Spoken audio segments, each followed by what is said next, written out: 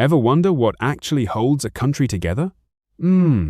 Like, if you strip away the borders on a map, remove the flag and look past the national anthem, what is the invisible glue keeping millions of people moving in roughly the same direction?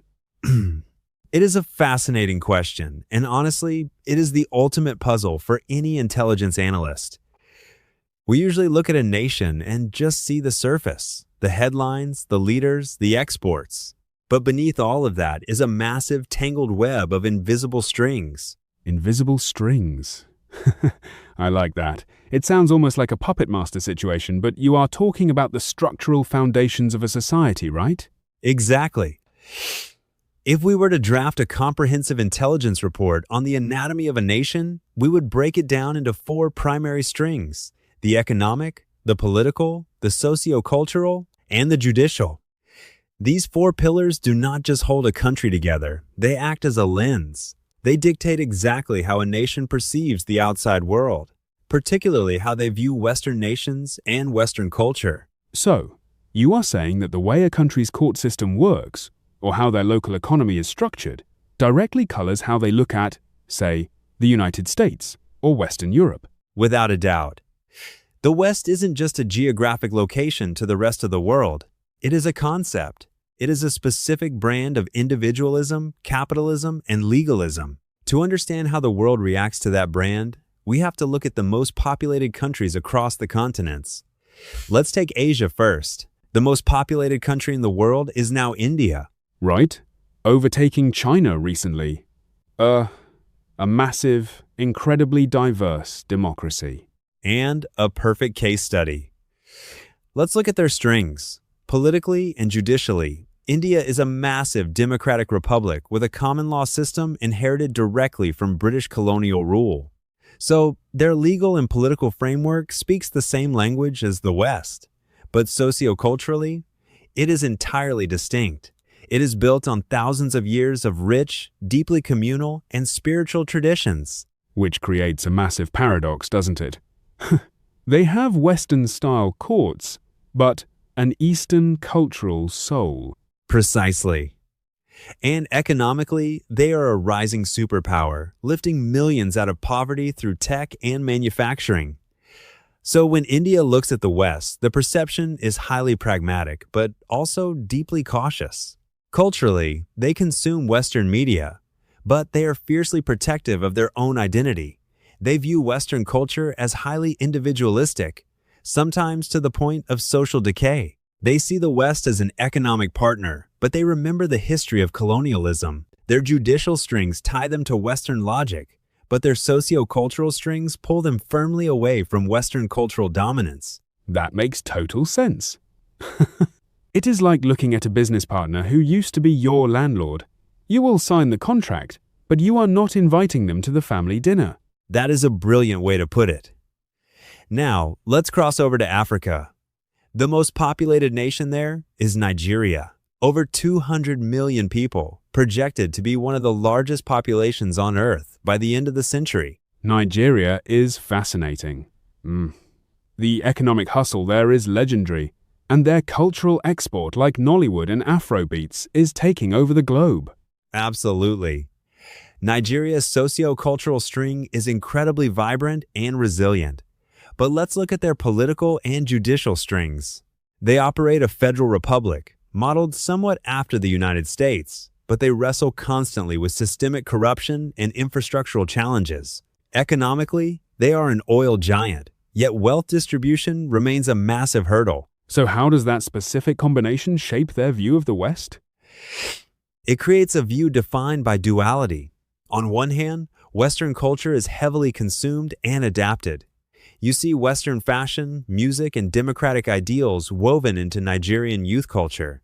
But on the other hand, there is a deep structural skepticism. When Western nations lecture African countries on human rights or political transparency, the external perception from Nigeria is often one of hypocrisy. They look at the West and see a region that built its wealth on exploitation, now trying to act as the global moral police. The Nigerian intelligence profile shows a nation that respects Western economic power but is aggressively carving out its own cultural hegemony. They don't want to be the West. They want to out-innovate it on their own terms. It is almost like a cultural immune system kicking in. They absorb the nutrients, the technology, the media formats, but reject the ideology that tries to overwrite their own. Let's move to Europe. The most populated country there, stretching all the way across Eurasia, is Russia. Russia is the ultimate counter-narrative to the West right now. If you analyze their four strings, you see a deliberate, engineered uncoupling from Western norms. Judicially and politically, power is centralized. The legal system exists to protect the state first and the individual second. This is the exact opposite of the Western judicial ideal, which theoretically places the individual above the state. And socio-culturally?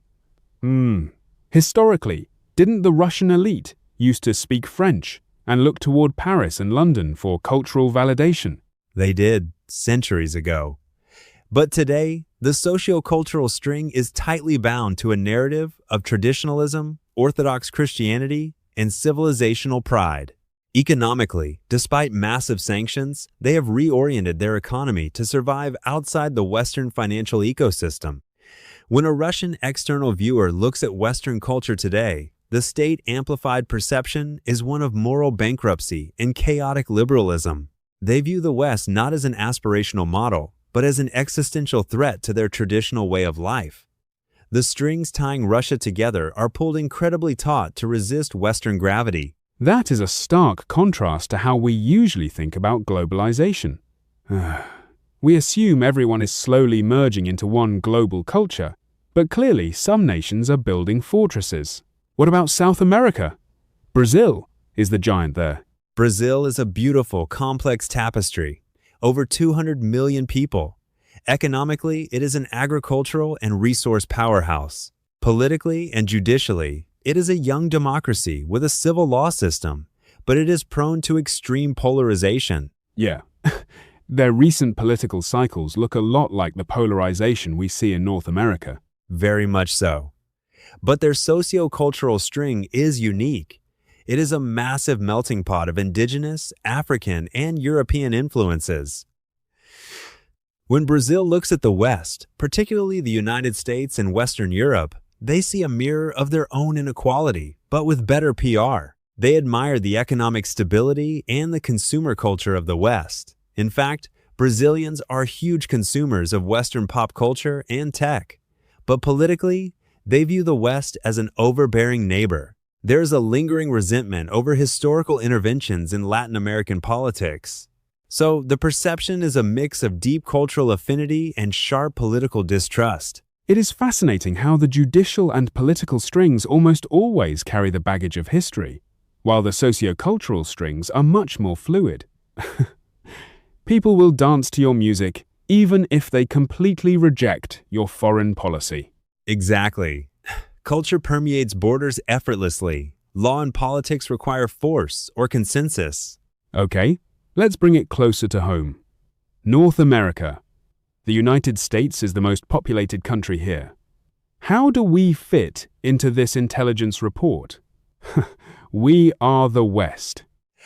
The U.S. is the architect of the modern Western concept. Economically, it is the engine of global capitalism. Judicially, it is built on constitutional supremacy and extreme individualism. Politically, it is a democratic republic, though currently straining under internal division. Socioculturally, it is the world's loudest megaphone. So, if the US is the baseline for the West, how does it view itself in relation to the rest of the world? That is the blind spot. The U.S. often assumes its four strings are universal. It assumes that free market economics naturally leads to liberal democracy, and that everyone inherently wants Western-style individualism. But as we just saw with India, Nigeria, and Russia, that is a flawed assumption. The external world looks at the U.S. and sees immense innovation and wealth, but they also see profound loneliness, social fragmentation, and a judicial system that can feel punishingly litigious. The U.S. views itself as the shining city on a hill, while the rest of the world increasingly views it as a highly successful but deeply flawed experiment.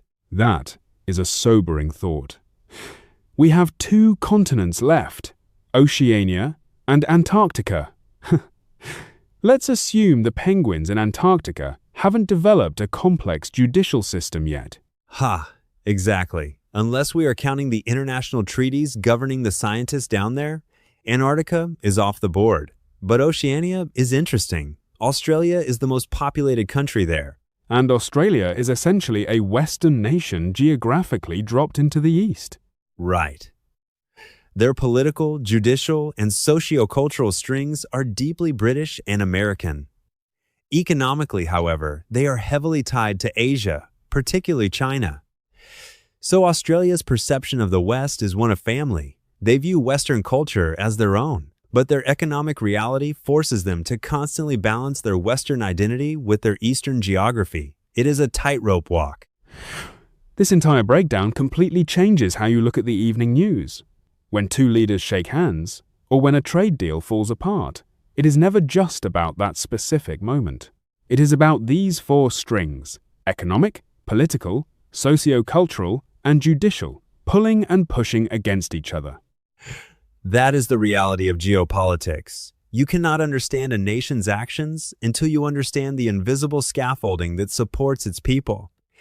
The way a nation perceives the West is never random. It is a direct calculation based on how their economy survives, how their laws govern, how their politicians survive, and what their people believe in their quietest moments. It makes you wonder what our own strings will look like 100 years from now. Will the economic string snap? Will the cultural string hold us together? It is a lot to think about. It is the ultimate question for the future. The nations that survive and thrive will be the ones who know how to weave those four strings together so tightly that no external force can pull them apart. Absolutely. And speaking of understanding the forces that shape our world, that is exactly what we are here to do every single time we turn on these microphones. That's right.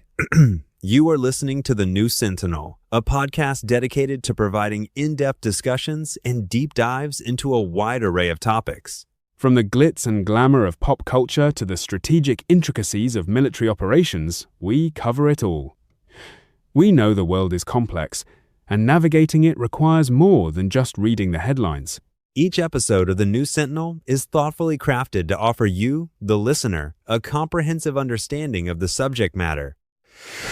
We bring you expert interviews, detailed analysis, and engaging storytelling that breaks down the invisible strings of our society. Whether you are a pop culture enthusiast looking for the deeper meaning behind the latest trends, or someone with a keen interest in global security and intelligence, The New Sentinel has something for everyone. So don't just consume the news, understand it. Tune in, subscribe, and comment to stay informed and entertained. We will see you next time.